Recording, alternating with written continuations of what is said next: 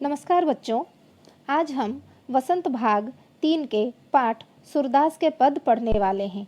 इसके कवि सूरदास हैं। वे श्री कृष्ण जी के भक्त हैं। इस कविता को ब्रजभाषा में लिखा गया है। इसको 2 भागों में लिखा गया है। चलिए पहला भाग पढ़ते हैं। इस पहले भाग में श्री कृष्ण जी की बाल सुलभ जिज्ञासा की चर्चा की गई है। मैया कबही बढ़ेगी चोटी, कीती बार मोही दूध पियत भई, यह अजहू है छोटी। तू जो कहती बल्कि बेनी ज्यों, वे है लांबी मोटी। काढ़त गूहत नहाबत जेहे, नागिन सी भूई लोटी। कांचो दूध पियाबत पची पची, देती न माखन रोटी। सुर चिर जिबऊ दो भैया, हरी हलधर की जोटी। तो पहला लाइन क्या है? मैया कबही बढ़ेगी चोटी। मतलब श्री कृष्ण जी अपनी मैया यशोदा मैया को कह रहे हैं, मैया ये चोटी कब बढ़ेगी, क्योंकि उनकी चोटी तो बहुत छोटी थी। तो वो अपनी मैया से शिकायत कर रहे हैं, उल्हाना कर रहे हैं, मैया ये चोटी कब बढ़ेगी। कीती बार मोही दूध पियत भई, कितनी बार तुमने मुझे दूध पिलाया है, यह अजहू है छोटी, यह आज भी छोटी है। तू जो कहती बल्कि बेनी ज्यों, तू कहती, तू का मतलब इधर यशोदा मैया को कहा गया है। यशोदा मैया कहते हैं बल अर्थ यहाँ है बलराम जी, उनके बड़े भाई हलधर। हल को जो धारण करते हैं वो हलधर हैं, वो बलराम जी हैं, वो श्री कृष्ण जी के बड़े भैया हैं। माता यशोदा उनको कहते थे कि बल की बेनी ज्यों, बलराम जी की बेनी मतलब चोटी जैसी है, ये लांबी मोटी, वैसे ही तुम्हारी लंबी और मोटी हो जाएंगी। काढ़त गूहत नहाबत जय, कंघी करते समय, गूहत मतलब बांधते समय, नहाबत मतलब नहलाते समय। नागिन सी भूई लोटी, भूई का मतलब भूमि, भूमि पर लौट जाएगी, कैसी ना नागिन जैसी भूमि में लौटती है, वैसे ही तुम्हारे लंबी चोटी, वो लंबी मोटी चोटी जो भूमि में नागिन जैसी लौट जाएगी। कांचो दूध पियाबत पची पची, कांचो मतलब कच्चा दूध, पियाबत पिलाते थे, पची पची मतलब रोज रोज। देती न माखन रोटी, उनकी मनपसंद चीज़ है माखन। श्री कृष्णा जी को माखन बहुत पसंद था। वे उनको जो पसंदीदा चीज़ उनकी माखन रोटी ना देते हुए उनको कच्चा दूध पिलाते थे यशोदा मैया। क्यों? क्योंकि उनकी चोटी बढ़नी थी, और यही बता के पिलाते थे कि उनकी जब वो कच्चा दूध पिएंगे तो उनकी चोटी बढ़ेगी। सुर चिरजीबऊ दोऊ भैया, हरी हलधर की जोटी। सुर चिरजीबऊ, सूरदास इधर कहते हैं कि या माता यशोदा बच्चा श्री कृष्णा जी की उल्हाना सुनते आशीर्वाद देते हैं, कहते हैं कि दो भैया, दो मतलब दोनों भैया, हरी हलधर, हरी मतलब श्री कृष्णा जी और हलधर मतलब उनके बड़े भैया बलराम जी की जोटी, जोटी मतलब जोड़ी। चिरजीबऊ रहे मतलब वो चिरंजीवी रहें, दीर्घायु हो उनकी, ये जो लंबी चले, उन हरी और हलधर मतलब श्री कृष्ण जी और बलराम जी की जोड़ी, जोटी मतलब जोड़ी लंबे समय तक बनी रहे, ये दोनों भैया की जोड़ी। यह है पहला भाग।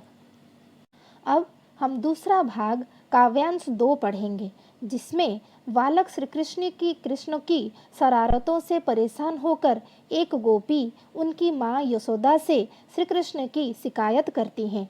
इसके बारे में अब हम पढ़ेंगे। तेरे लाल मेरो माखन खायो, दोपहर दिवस जानी, घर सोनो ढूंढी ढंढोरी आप ही आयो।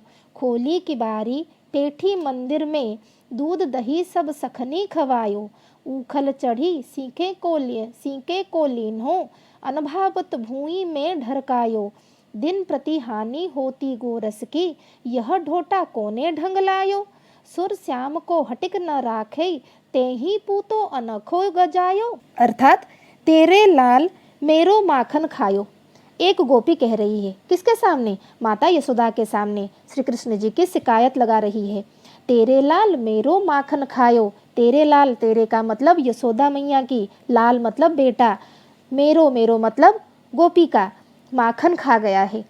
दोपहर दिवस जाने, दोपहर मतलब दोपहर का दिन था। जानी घर सुनो, घर सूना जानकर।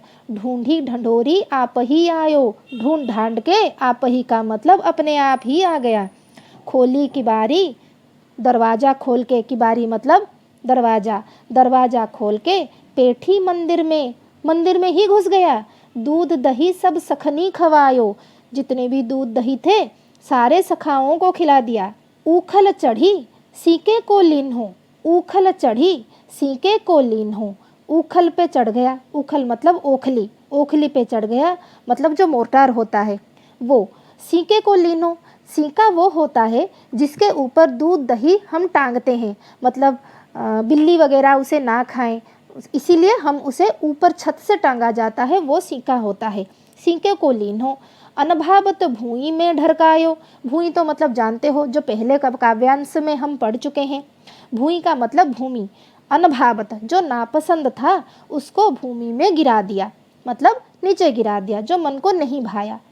दिन प्रति हानि होती गोरस की, हर दिन प्रतिदिन गोरस, गोरस मतलब दूध, दूध दही की हानि होती थी। यह ढोटा कोने ढंग लायो, मतलब ढोटा का मतलब लड़का, यह लड़का कैसा ढंग लाया है।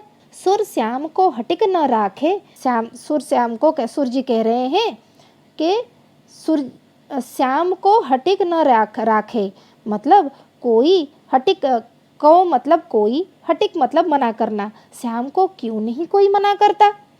ते ही पूत अनोखो जायो, अनोखो मतलब सबसे अलग, पूत मतलब बेटा, जायो मतलब पैदा किया। ते ही मतलब तुमने ही क्या इतना अनोखा सबसे अलग बेटा पैदा किया है। तो यह पहला भाग और दूसरा भाग है जिसमें हमने श्री कृष्ण जी की, पहले भाग में हमने पढ़ा श्री कृष्ण जी की माता को यशोदा माता के सामने उल्हाना, वो अपनी चोटी के बारे में बता रहे हैं। और दूसरी काव्यांश में हमने पढ़ा कि एक गोपी श्री कृष्ण जी की शरारत से के बारे में परेशान होकर शरारत से वो यशोदा माता के सामने शिकायत लगा रही हैं। तो इसको तो हमने पढ़ा। अगर आपको मेरी पढ़ाई अच्छी लगी तो मेरे चैनल को सब्सक्राइब कीजिए। धन्यवाद।